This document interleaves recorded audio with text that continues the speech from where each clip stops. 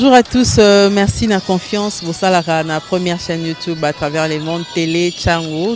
Vous en essayez mingi, vous avez un bino, entretien et aller l'autre, et un bipo nabino. Martin n'a pas perdu les élections, il a gagné les élections. Boye bisa bango bati kapeli seki.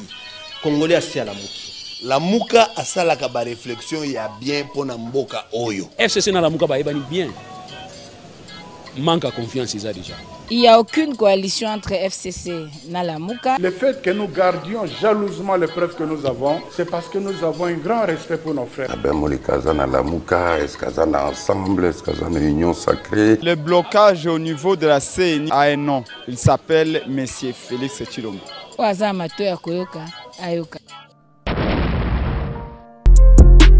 DV Loterie sans passeport. DV Loterie sans passeport. Chers frères et sœurs, cette fois-ci, le département d'État américain a longoli makambo ya kosenga passeport, liboso ya kobeta DV Loterie. Para Kinshasa to pesi bino mbote ezalinga inde kona bino Ben Lobich ya Cyber Café Ben Lobich. Na eli susu pona ko annoncer bino été DV Loterie 2024 et kobanda mokolo na le 5 octobre kino le 8 novembre 2022. Bino bande ko nyonso oyo bolemba ki pona kobeta DV Loterie po batia ki makambo ya passeport, ba longoli passeport na DV Loterie ezali sango ya malamu pe ya kitoko pona biso, bo sensibiliser bande ko na bino nyonso. Bino pe bande ko bozali na poto oyo bozali na posete bande ko na bino ba beta DV Loterie et commis sans passeport. Botindi la bango makoki baya kobeta na ba Cyber Café na biso. Kama msha kucheza fashi nyingine mnezi kuyapata ku Cyber Café Ben Lobich batanisaidia remplir ma formulaire kunifashia vitu vyote. Si na kuingia kwa ambassade unapata visa yenu juu ya kwenda kwa Etats-Unis. Shie tukicheza Lubumbashi tunakuwa Kinshasa juu ya kuendelesha mademarshe na Cyber Café Ben Lobich na tunapata visa yetu ina bwanangu. Mbala oyo mutu nyonso azali na droit ya kobeta DV Loterie.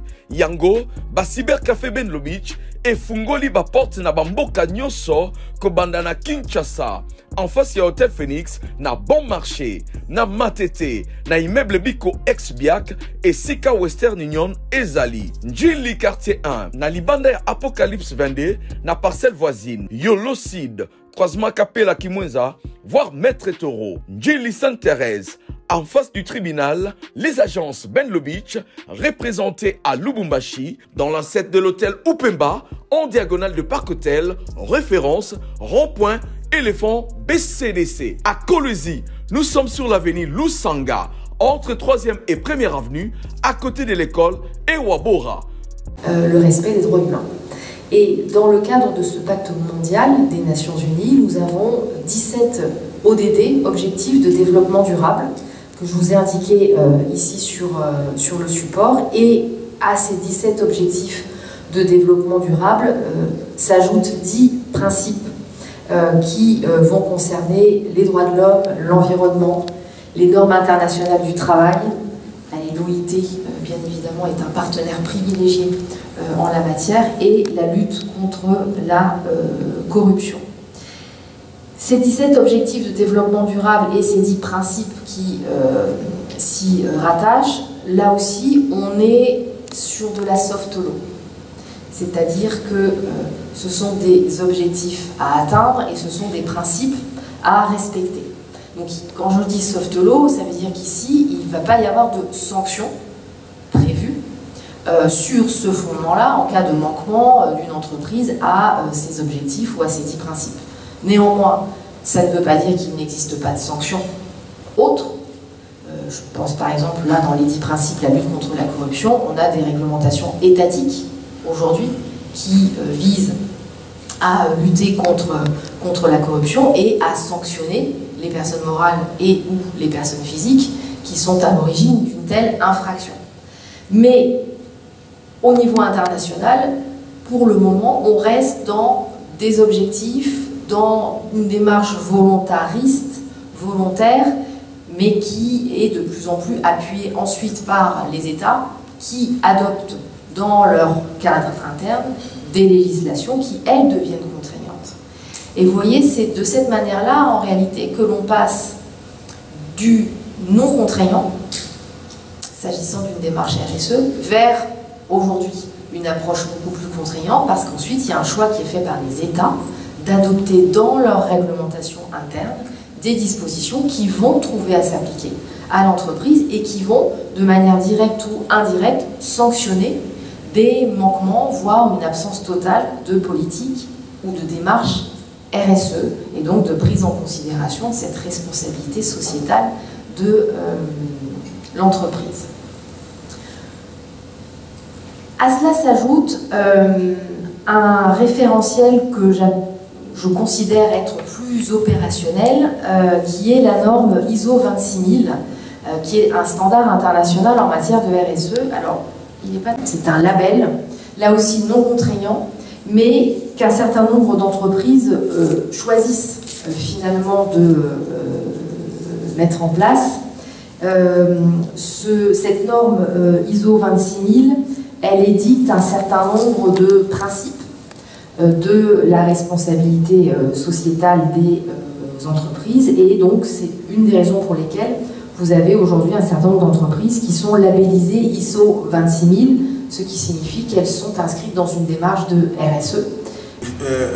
Le Forum africain des droits des affaires et du développement économique, en fait, il nous est donné de développer des thèmes en rapport avec l'amélioration de l'environnement fiscal pour une meilleure attractivité de l'investissement en Afrique.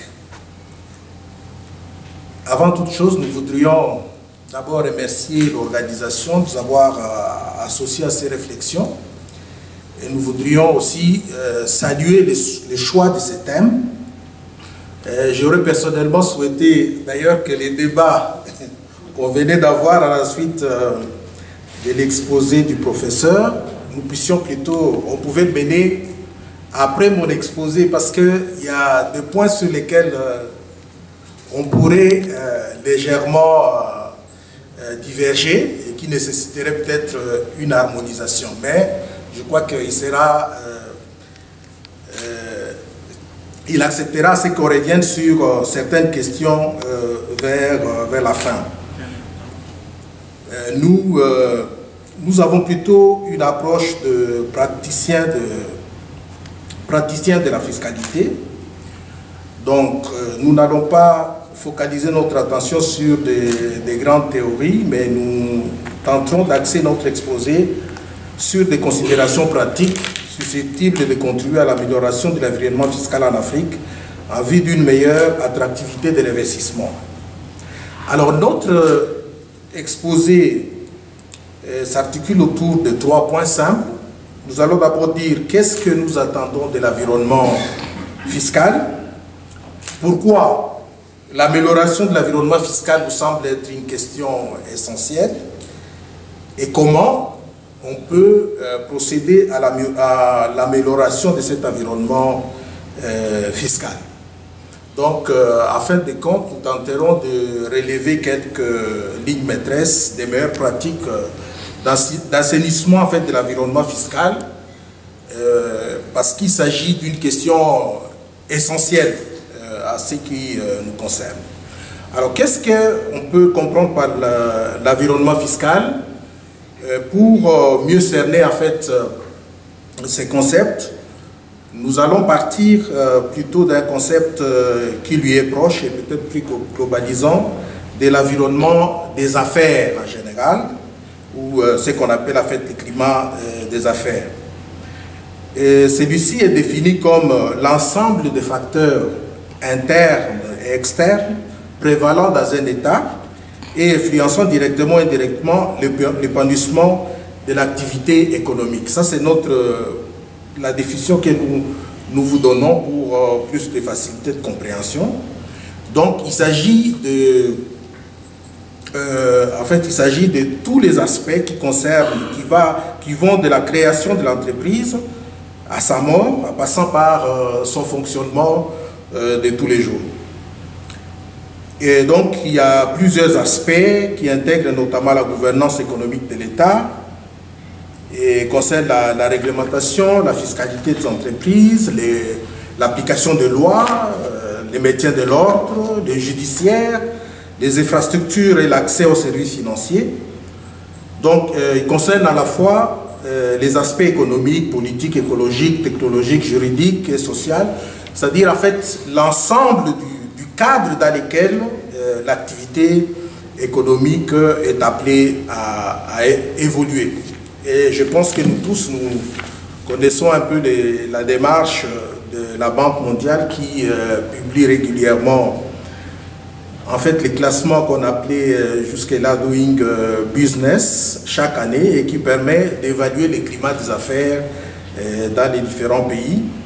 Et cette démarche concernait normalement plusieurs points, de la création d'entreprises, les problématiques des différentes autorisations, notamment le permis de construire, les transferts de propriété, les raccordements à l'eau et à l'électricité, les paiements des taxes et impôts, les commerces transfrontaliers, ainsi que les règlements de l'insolvabilité.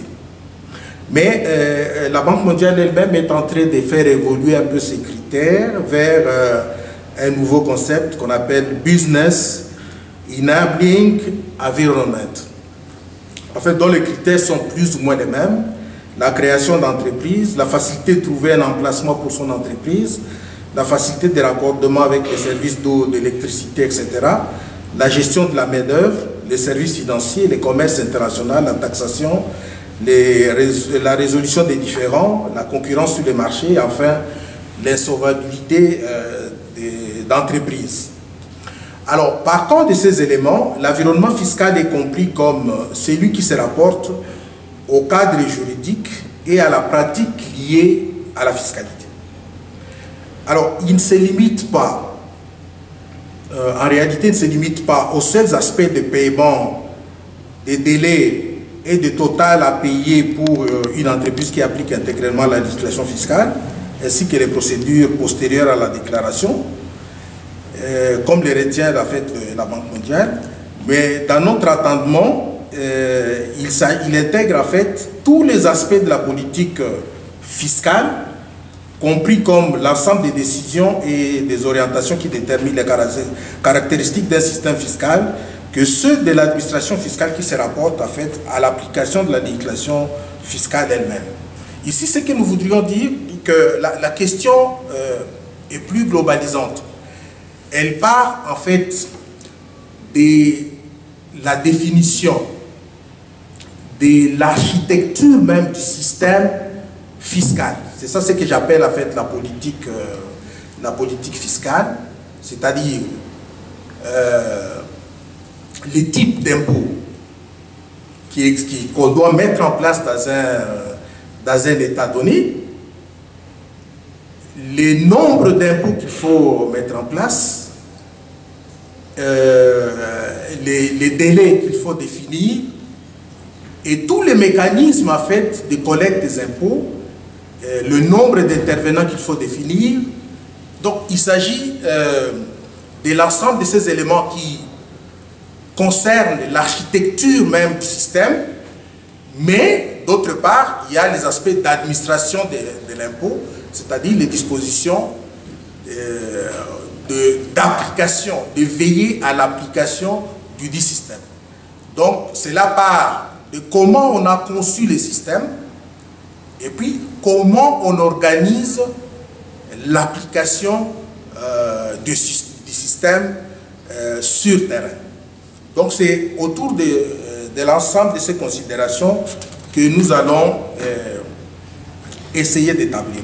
Alors, pourquoi améliorer l'environnement fiscal?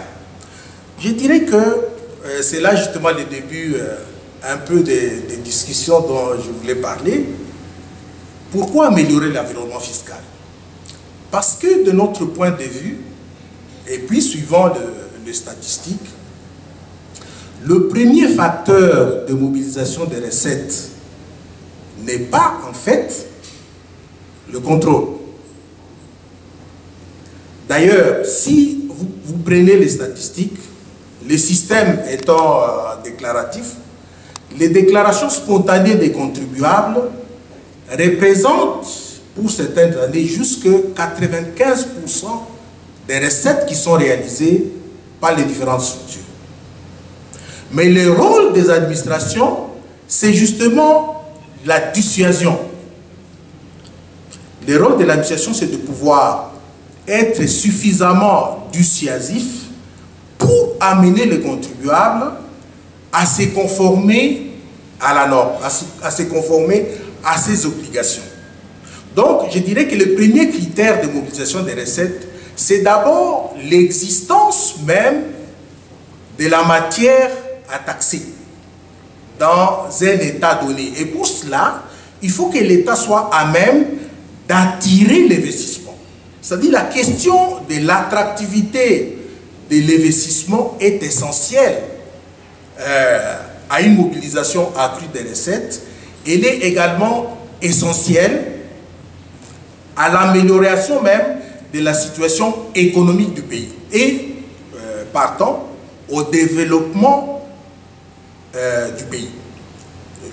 On reviendra un peu sur l'embellie, par exemple, qu'on observe actuellement de nos recettes.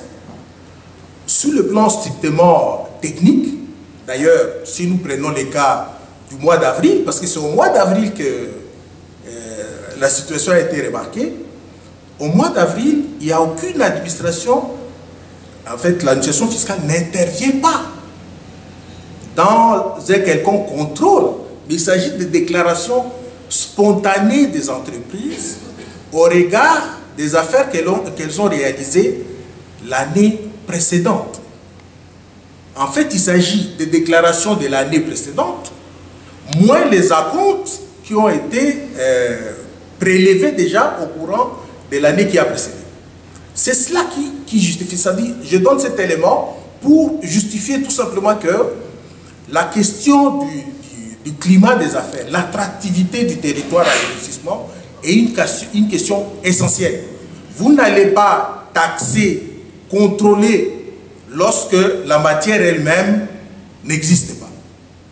Donc il faut bien faire l'équilibre entre l'attractivité du territoire et la multiplicité de contrôles. Lorsque le contrôle devient multiple au point d'empêcher l'épanouissement des affaires, cela peut avoir aussi un impact négatif sur la réalisation des recettes, d'autant plus que nous nous retrouvons dans un contexte où on est en concurrence avec les autres États. Aujourd'hui, lorsqu'un investisseur doit faire un choix, je crois que c'était le cas il y a quelques années par, disons, pour les sociétés, les cimenteries, elles sont venues chez nous, elles ont examiné la situation,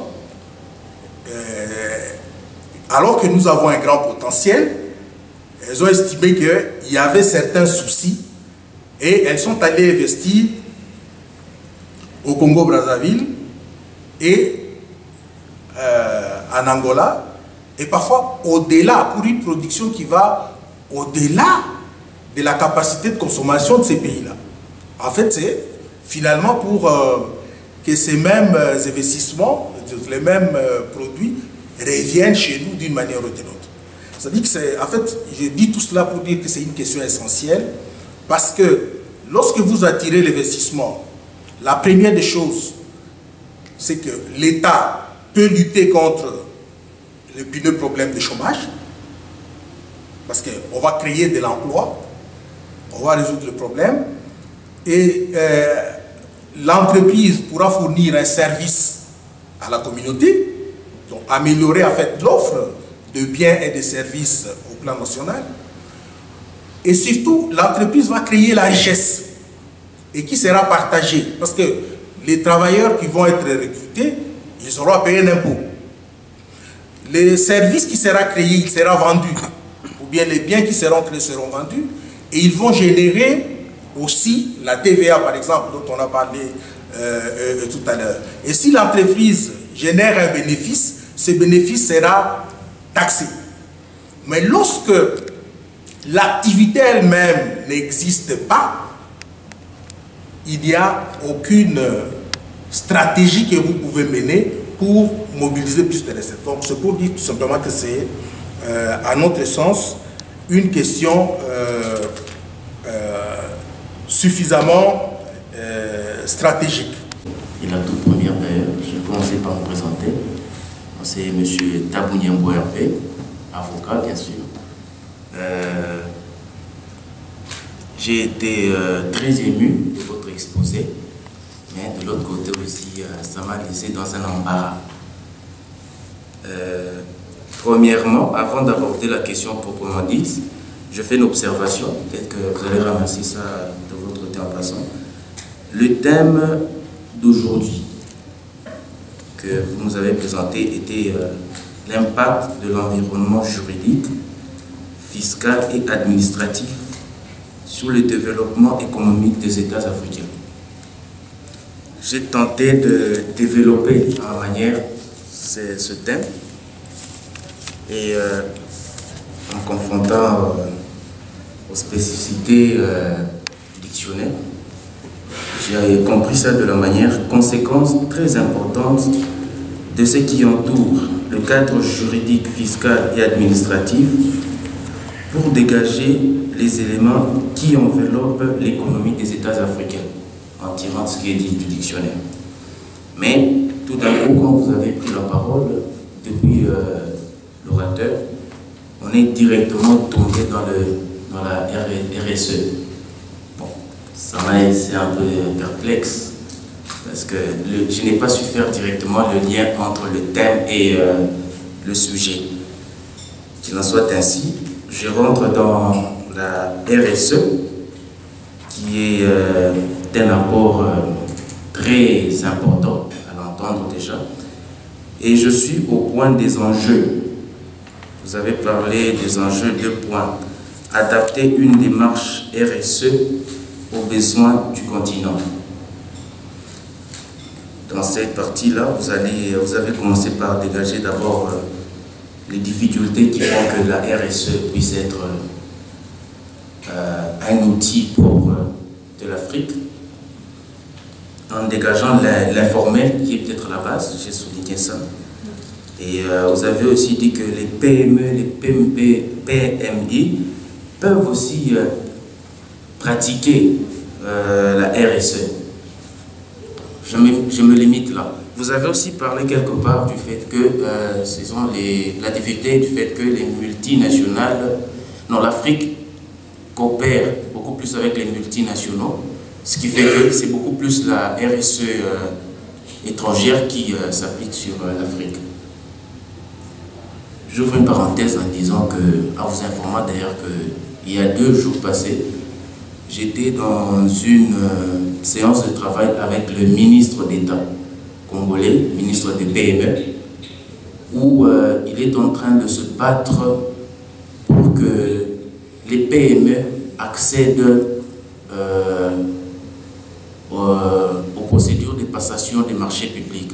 Je vous informe en ouvrant cette parenthèse que les marchés publics en RDC prennent plus ou moins 65% du budget national à eux seuls, les marchés publics. Alors, vous verrez que dans ce cas-là, les PME, qui sont des sociétés nationales, ont du mal à concourir au détriment des sociétés étrangères par rapport aux capitaux.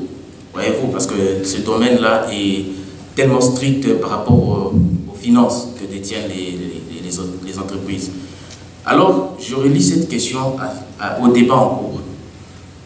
Vous verrez que la RSE des multinationaux s'impose sur l'Afrique et plus particulièrement au Congo, du fait que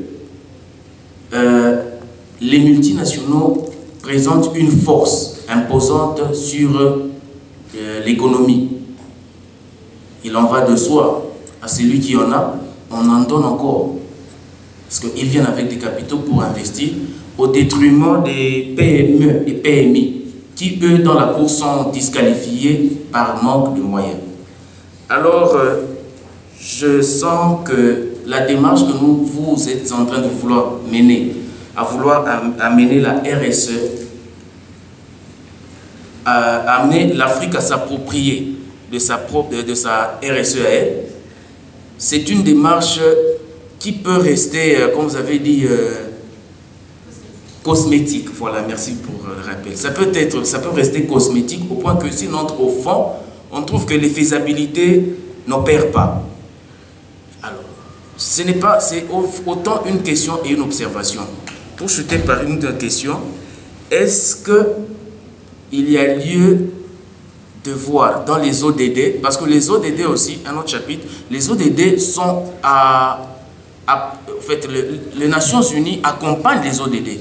Par exemple, dans le cadre de l'environnement, les pays qui offrent le cadre de protection climatique sont encouragés pour ça. On en connaît quand même par rapport avec notre ministère de l'Environnement. Alors, si les ODD pouvaient accompagner les États qui offrent des moyens à l'échelle de sauver l'humanité, cela pouvait aussi permettre à ces États de relever leur niveau et de permettre à ce que leurs PME puissent en ce moment-là aussi bénéficier de ces capitaux et élever le niveau de compétition dans les échanges internationaux en matière économique. Je ne sais pas si c'est une question ou c'est encore une observation. Bon, j'ai réfléchi au travers de ce que vous nous avez informé aujourd'hui. Merci beaucoup. C'est-à-dire la place finalement d'une entreprise et sa manière d'interagir avec son environnement et de quelle manière finalement les entreprises font prospérer les États. Donc là, on est sur le lien entre l'impact juridique et économique aussi d'une certaine manière de la RSE sur le développement des États africains. Donc c'est en cela que le lien peut être fait et mon propos était justement un peu peut-être général sur focus RSE et ensuite on va venir sur des sujets plus spécifiques, notamment la fiscalité, où là c'est vraiment très spécial.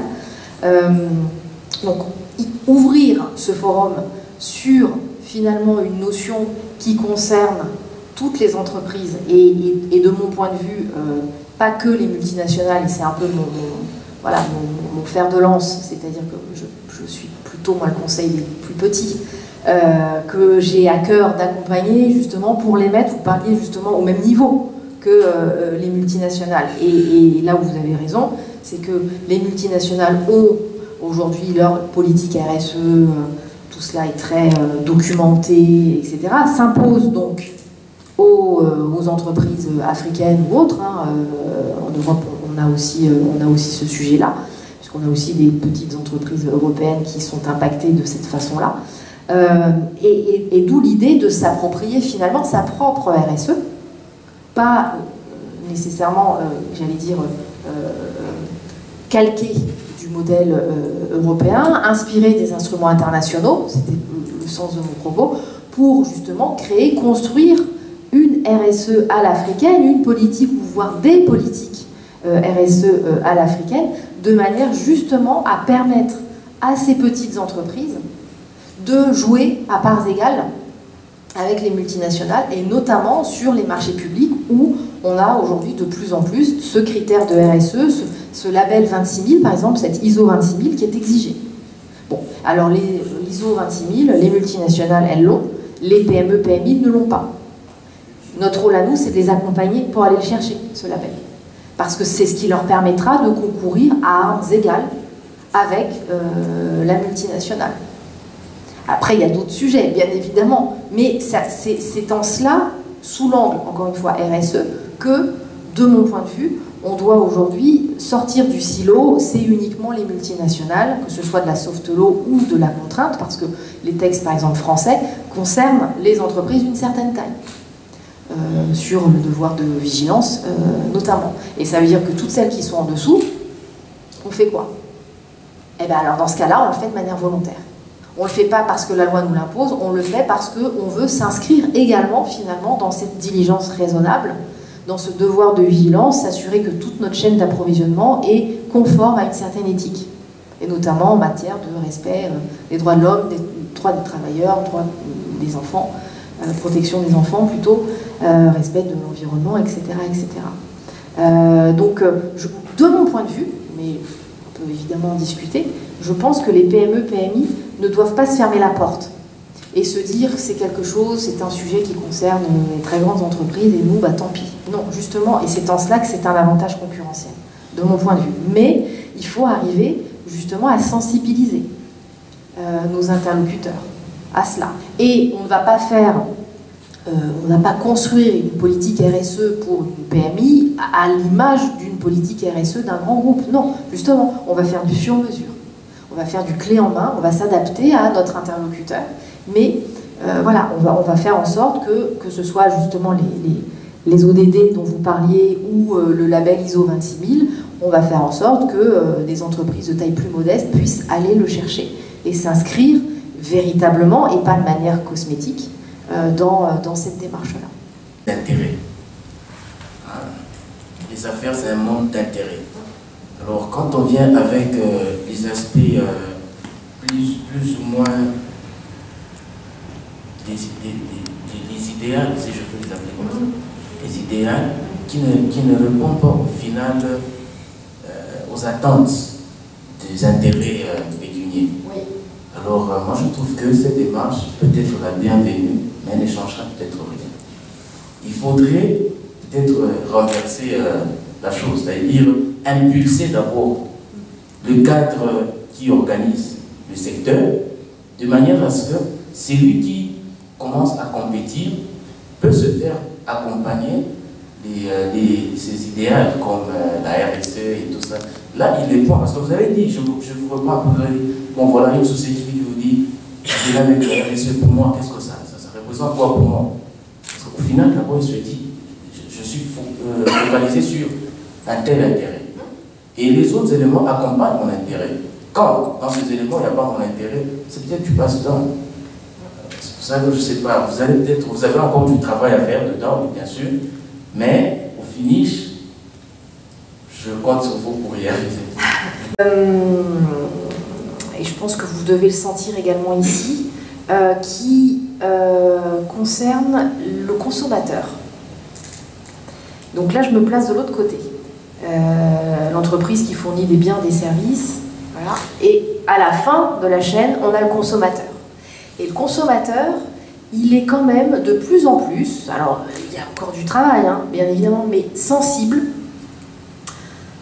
à son choix de consommateur. Et donc, ça participe de, je vais faire attention finalement aux produits que j'achète.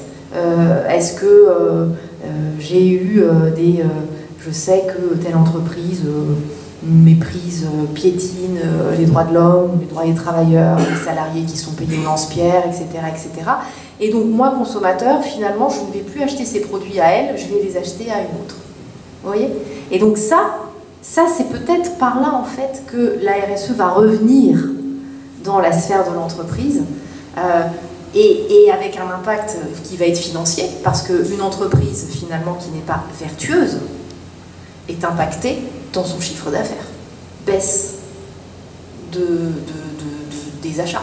Et on l'a vu, des grandes marques, notamment dans l'industrie textile, hein, Nike et compagnie, l'effondrement du Rana Plaza au Bangladesh il y a quelques années de cela, l'industrie textile a été mise sous projecteur de regarder, en fait, vous vendez des t-shirts, certes pas chers, mais qui sont produits dans des usines où les gens travaillent 22 heures par jour pour $2 par mois. Voilà, le consommateur, est-ce qu'il a envie de continuer d'acheter des t-shirts dans ces conditions? Et on s'est rendu compte que non, ça change.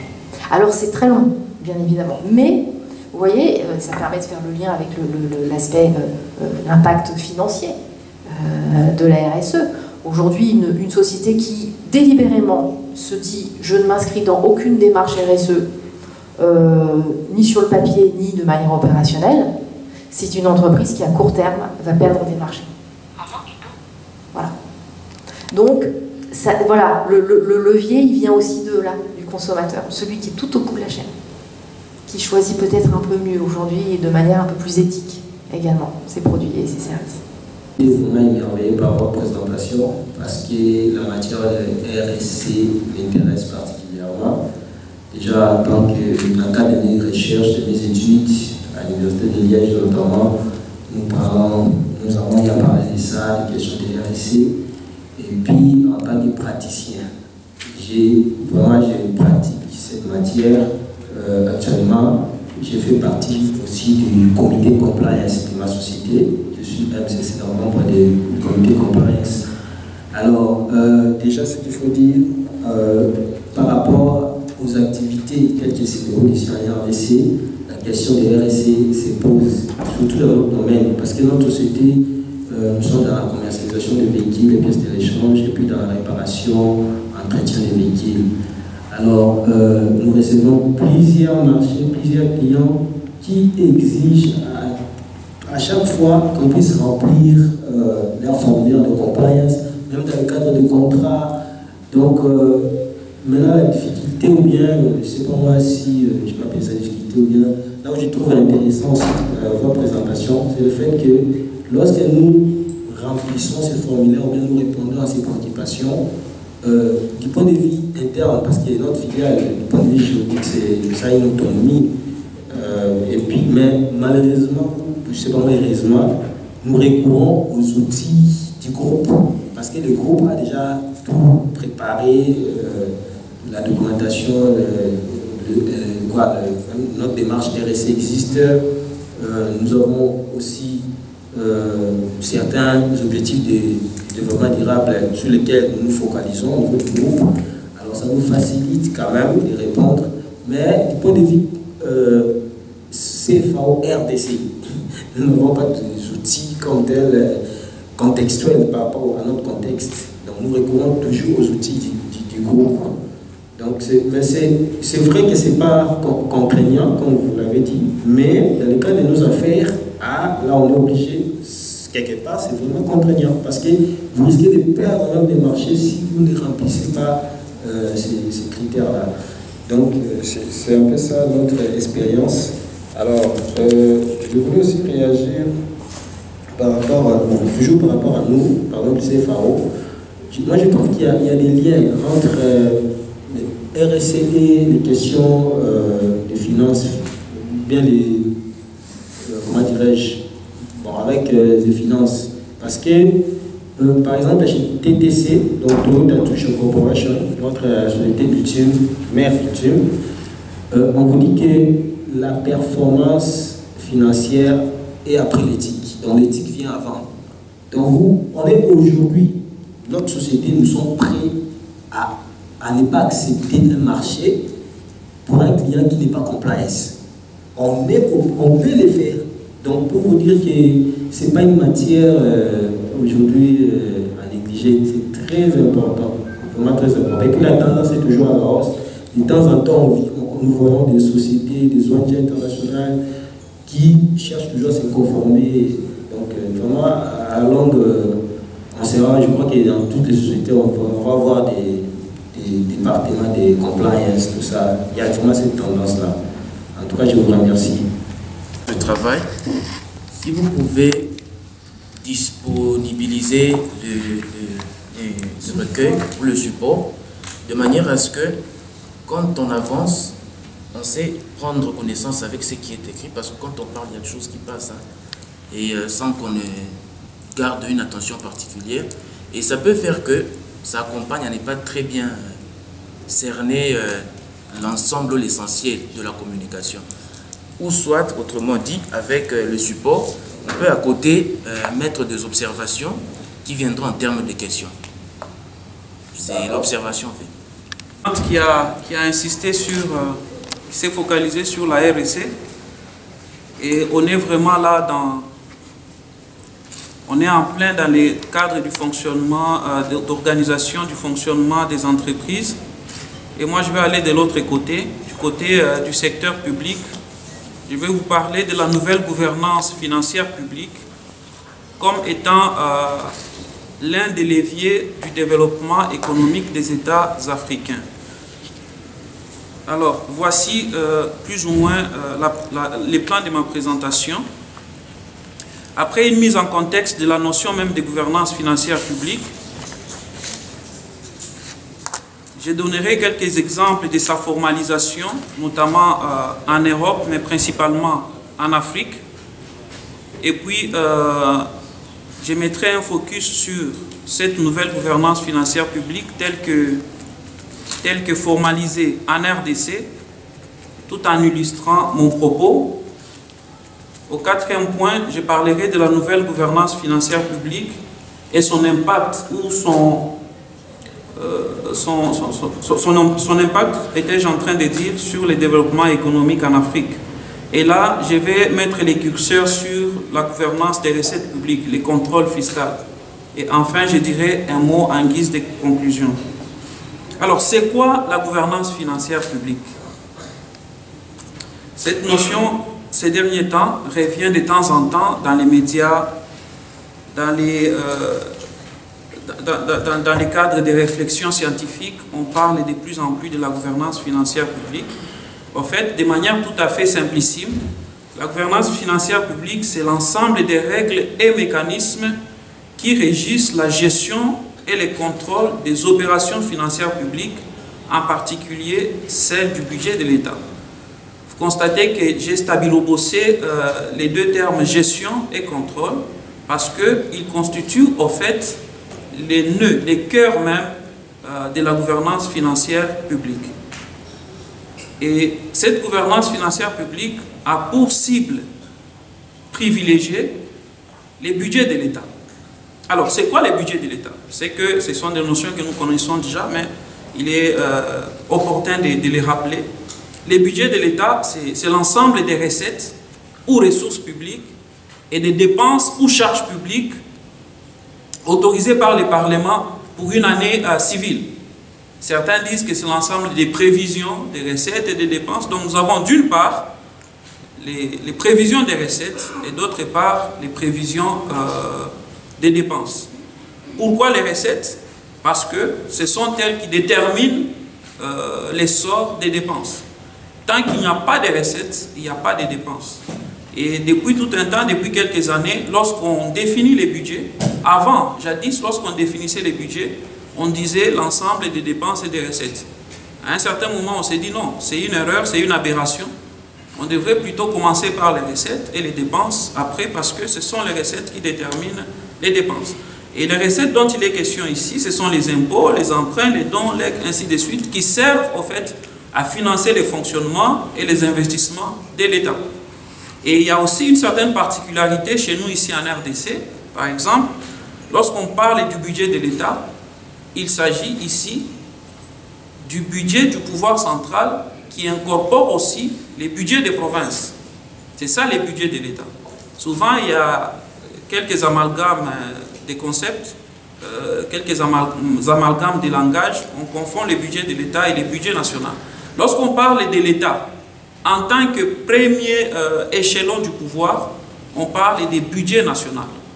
Budget national ou budget du pouvoir central. En dehors de ces deux types de budgets, il y a aussi les budgets provinciaux et les budgets locaux. Voilà au moins c'est sur quoi pose ou repose la gouvernance financière publique en tant qu'ensemble des règles et mécanismes qui régissent la gestion et le contrôle des opérations financières de l'État.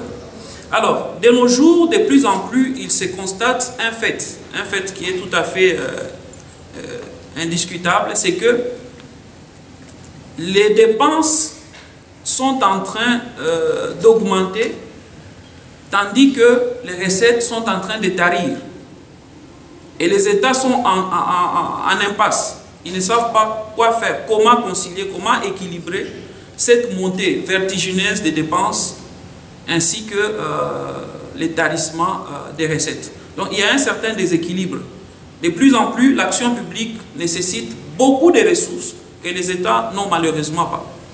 Alors, face à cette situation, avec toutes ces crises financières qu'on a connues à travers la dernière histoire de l'humanité, notamment en 2008 et tout récemment, Covid-19, les États sont à la recherche des ressources qui peuvent leur permettre d'équilibrer les budgets. Les ressources qui peuvent leur permettre de garantir l'action publique, c'est-à-dire de faire face aux différentes dépenses justifiées par les fonctionnements, par le maintien de la vie en communauté. Les résultats prévus en début d'année avec les peu de moyens qu'on a, et sur l'efficience, c'est-à-dire atteindre ces résultats avec peu de moyens possibles. Ce sont là les trois Z dont je vous ai parlé ici, que j'ai évoqué au fait, qui constituent ce qu'on qualifie des recherches de performance au sein des finances publiques, qui s'inspirent de ce qui se passe dans les secteurs privés pour essayer d'équilibrer les budgets de l'État. Et donc, lorsqu'on parle de la nouvelle gouvernance financière publique, il s'agit de la démarche qui vise à gérer les finances publiques comme on gère les finances privées, en particulier les finances des entreprises. C'est le lancement du Forum africain pour le droit des affaires et le droit économique et l'occasion pour nous de nous retrouver entre praticiens, juristes, avocats, chefs d'entreprise également, et d'évoquer des sujets de préoccupation du monde de l'entreprise aujourd'hui et de la manière dont on peut, chacun à notre niveau, améliorer justement le climat des affaires et faire en sorte que chacun s'inscrive dans de bonnes pratiques. Donc ce matin, nous avons eu pour sujet la RSE, la responsabilité sociale des entreprises, et également la fiscalité sous l'angle de comment faire en sorte que la fiscalité soit un élément d'attractivité des investissements et donc d'amélioration également du climat des affaires. Tout à fait. Alors c'est la première édition et qui va se poursuivre également demain le 3 novembre et le 4 novembre avec d'autres intervenants également. Donc ce qu'il faut en retenir, c'est que c'est un moment d'échange, de retour d'expérience également, et ensuite de sensibilisation pour améliorer dans les entreprises, dans les cabinets d'avocats, les pratiques destinées donc aux clients des avocats ou aux entreprises dans le cadre de leurs activités. Bien, je suis ravie moi d'être ici pour ces quelques jours. Ce n'est pas une première pour moi et certainement pas la dernière fois. Donc je vous donne rendez-vous ici sur le forum jusqu'à vendredi et puis pourquoi pas une prochaine fois lors d'une prochaine venue à Kinshasa. Au nom de M. Tabounyembo Hervé, je suis chargé de questions juridiques à l'autorité de régulation des marchés publics. Établissement public de l'État placé sous tutelle de la primature. Oui, ce sont des assises de taille. Nous remercions d'abord nos responsables des institutions dont nous venons de nous avoir placés pour suivre ces assises qui, je pense que pour chacun d'entre nous qui était ici présent, en tirera une leçon utile et qui servira pour le reste dans nos travaux habituels dont nous venons. Et nous remercions aussi les intervenants parce que nous avons eu des intervenants qui ont donné de la matière. Vous avez assisté avec nous. Ils ont été profonds, ils ont été précis et concis dans les points et détails qui organisent la gestion de l'État, plus particulièrement avec le tout intervenant qui est le directeur général honoraire de DGI, qui a parlé sur la fiscalité et ses mesures d'application. On a relevé des points saillants de la lanterne qui, au moment du traitement des dossiers, au moment du recouvrement et tout ce qui va avec, posait problème. On a soulevé beaucoup de points et je pense que chacun de nous est parti avec une ouverture d'esprit en ces matières traitées au jour d'aujourd'hui. Et on a eu la première intervenante aussi qui a été de taille, qui a parlé sur les responsabilités sociétales des entreprises. Un domaine qui, en Europe, elle nous a dit, qui date de longtemps et qui a fait évoluer d'un grand pas les sociétés vers l'éclosion de leurs richesses et une bonne organisation administrative. Et elle nous a fait savoir aussi qu'en Afrique, cela n'est pas encore le cas, sauf quelques exemples tirés ci et là, par exemple au Gabon et au Sénégal, qui eux posent le premier pas. Mais l'intérêt étant de pouvoir approfondir, c'est d'abord qui est l'occasion même de ces assises, de pouvoir connaître le bien fondé de la RS, qu'elle parle de relations de responsabilité sociétale des entreprises, qui devrait être le quotidien dans la gestion des entreprises en RDC et pourquoi pas des entreprises publiques de l'État. Tout cela concourrait ou contribuerait à rendre effectif et à rendre la production ou le rendement des sociétés de notre pays à rencontrer les attentes du personnel qui travaille au sein de ces entreprises. Un mot à la fin, vous participez au gouvernement congolais, les gens te suivent à la télé. Qu'est-ce que tu peux parler à un mot par rapport à ça? Le mot serait un mot d'appel à la conscience. J'ai toujours dit que la jeunesse est le pilier majeur du développement de ce pays. Et ce développement ne peut passer que par des formations comme celle-ci, où on vient initier cette jeunesse à des valeurs phares que des grands États ont développées depuis des temps, que peut-être en Afrique nous sommes en retard. Et pour remettre cette jeunesse en cause afin qu'elle soit consciente de sa responsabilité, des assises comme celle-ci, elles sont à encourager et nous sommes derrière ça, de manière à ce que tout ce que nous puiserons ici, que puisse finir par ce qu'on va produire au sein de nos sociétés à travers ce qu'on aura appris ici. Je remercie les responsables des institutions de notre pays qui encouragent aussi ces démarches et je pense que demain sera mieux qu'aujourd'hui.